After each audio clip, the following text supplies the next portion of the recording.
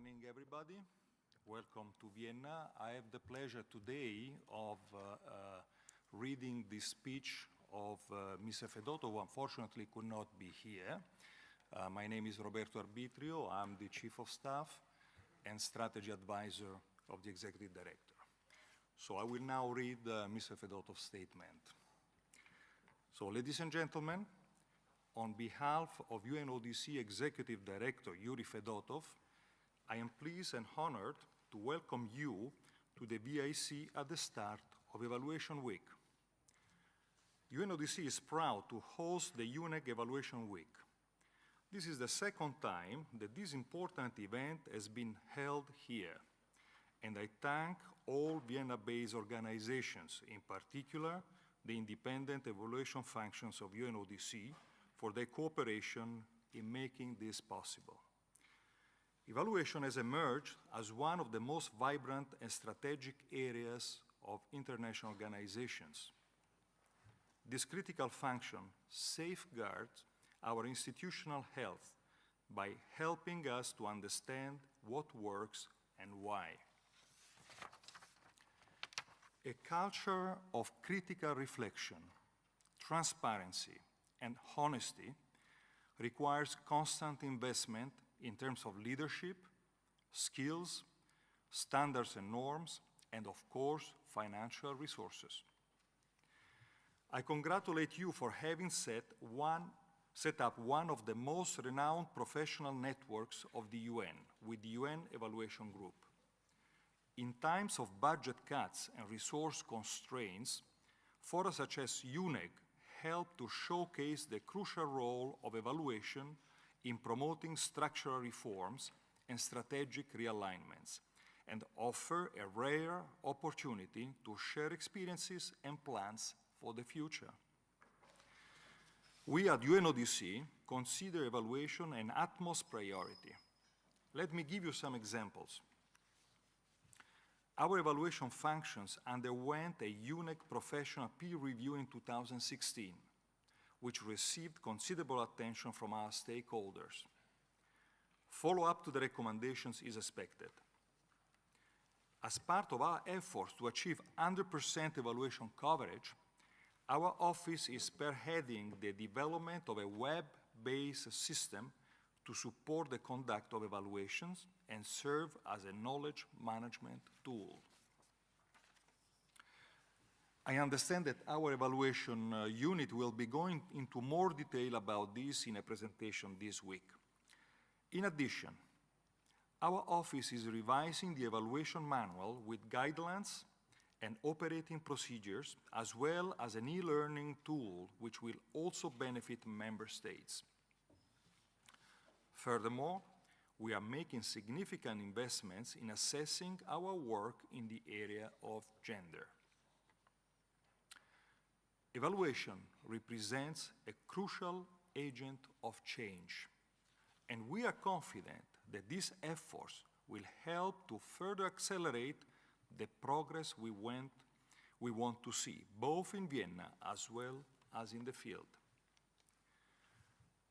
Dear UNEG members, you have achieved a lot in terms of developing a culture of evaluation at the UN at large.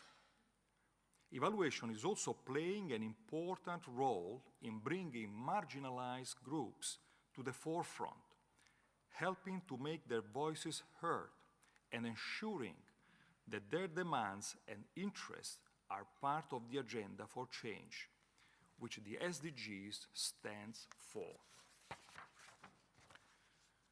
UNEG members have already made commendable progress in mainstreaming human rights and gender into the evaluation process, which is also a priority for UNODC and the focus of our evaluation functions. With the adoption of the 2030 Agenda, evaluation has entered into a new paradigm. You are asked to support member states in their own process of building accountable institutions that are able to assess whether or not their own public policies reach their objectives. Indeed, The theme of this evaluation week is eradicating poverty and prosperity for all in a changing world. The 2030 agenda and the resolutions on national evaluation capacity building represent a big leap forward, and it is an excellent to know that you are invested in technical assistance to support member states in their endeavors. This evaluation week represents a timely opportunity to take stock of progress made in the past year and to explore how improvements could be made in the year to come. I'm sure you will make the most of this week's meeting. I look forward to hearing about the key results of your discussions, and I wish you a successful and productive week. Thank you.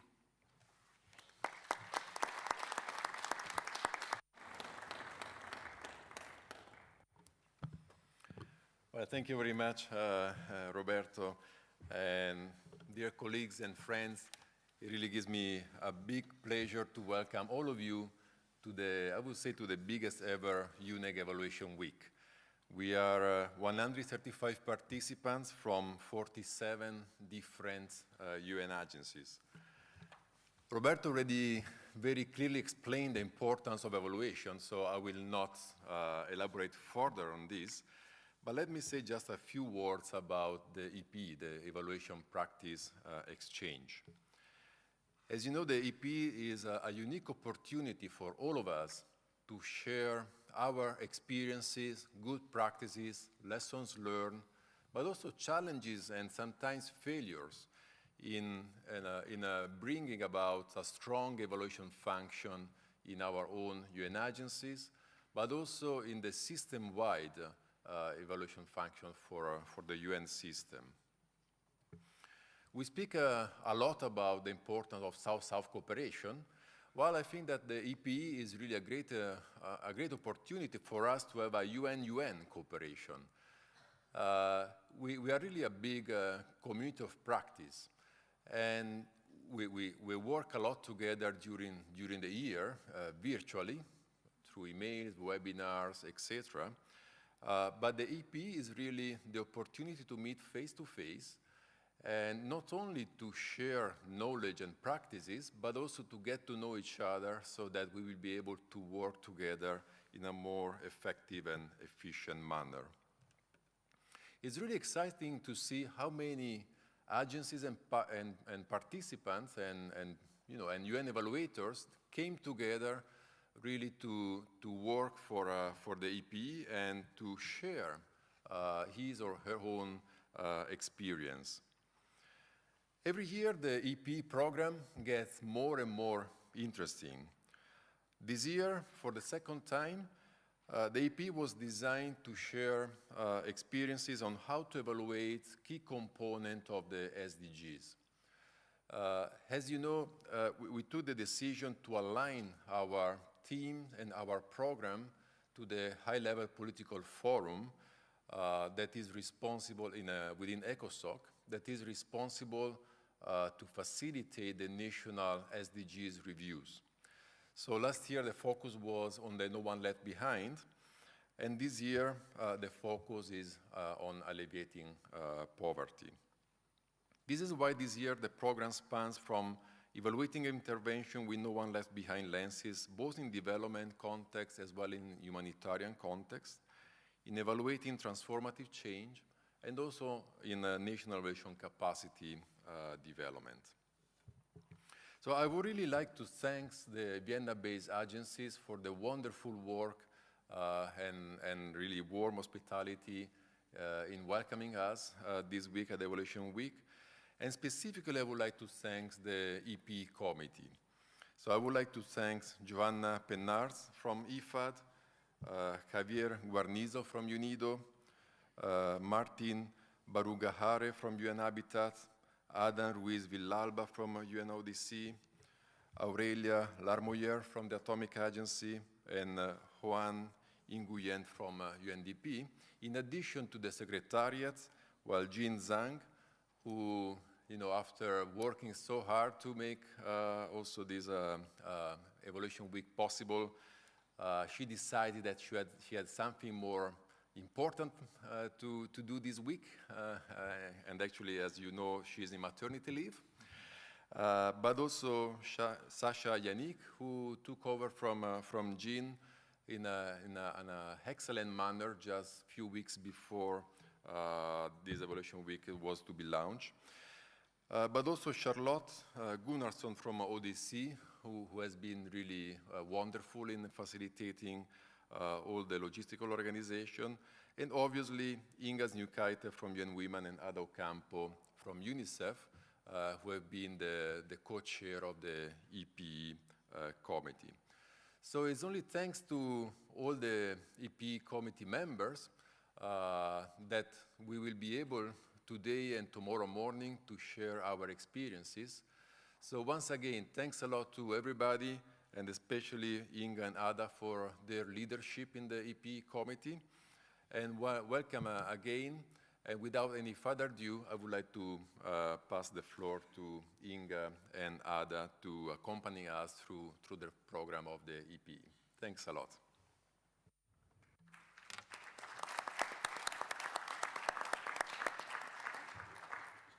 So thank you very much, Marco. And good morning, everybody. So it's a great pleasure for me and Ada to welcome you to the EPE 2017 on behalf of the organizing committee that Marco already introduced to us.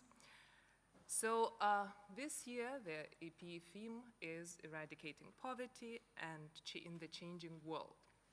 So as Marco already noted, this EPE is structured around 3 key streams.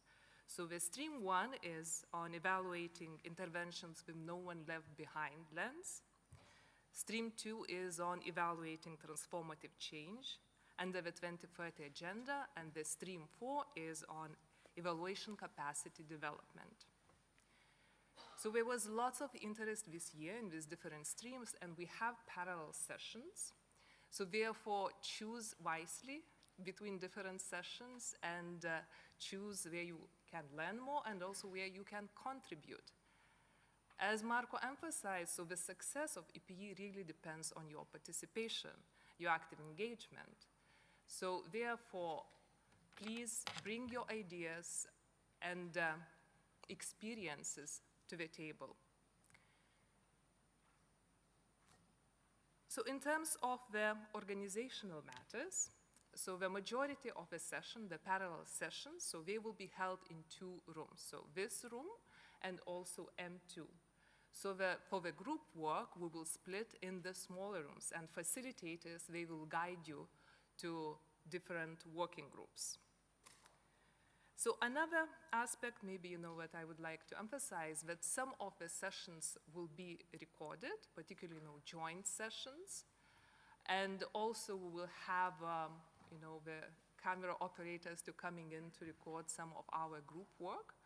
But it's more just from the perspective of creating a video or a record that demonstrates how the groups are working rather than recording all the sessions. So finally, I would like to give maybe the floor to Ada to add something on the issues. Yes. Good morning, everybody. Very happy to see you. Most of you familiar faces that have been getting together every year for this evaluation practice exchange. Really excited to be with you and to be interacting with you during these 2 days. I think Inga has gone through the main parts of the agenda, and important to mention what's expected in terms of products, in terms of results. Of course, we aim as every year to end up with a report, and a report with key lessons learned. This time we hope that the entire evaluation, the organization committee will be part of a few interactions after the EPE to actually distill lessons learned that can be useful for future EPs, and that the report will only not be a written report, but probably we aim also to have a video report if we take advantage of the recording that will take place. I would like to mention that one important actor in this organizing committee was, just by mistake and intentionally don't mention, my colleagues Owen and Heather from UNDP were also actively participating in the organizing committee, so thank you very, very much for their active engagement and contribution. We will, as Inga has mentioned, we will be guiding you, and in stream 3, just to clarify, we will not have work groups as such, but we will have parallel sessions, and the idea is that the parallel sessions will be organized around World Cafes, but with presentations, and every group will have the opportunity to listen to the presentations, because we hope that each presentations will be presented twice. We will give you more details as we go, but without further ado, I think we'll just would like to initiate welcoming you warmly again, looking forward to our exchanges, to our practices exchanges, but also to our social interactions. And thank you very, very much.